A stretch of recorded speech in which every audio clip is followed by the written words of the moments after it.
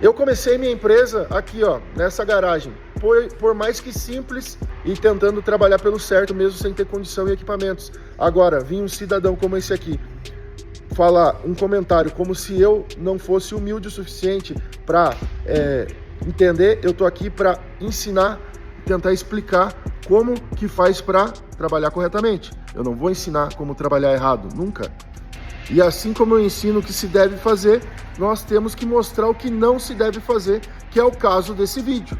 Então, se você vai ficar me falando que eu sou mimimi, se retire, como está na descrição do vídeo há muito tempo, desde a hora que eu postei. Mas como toda boa polêmica, vem bons comentários. Se sair fumaça branca, o Papa já vem abençoando. Pôr no olho de Tandera, já vem o cheiro da compostagem. Obrigado lá nos comentários e deixa o seu comentário lá na página. Você hater acha que eu tô preocupado com você? Tô não, tá?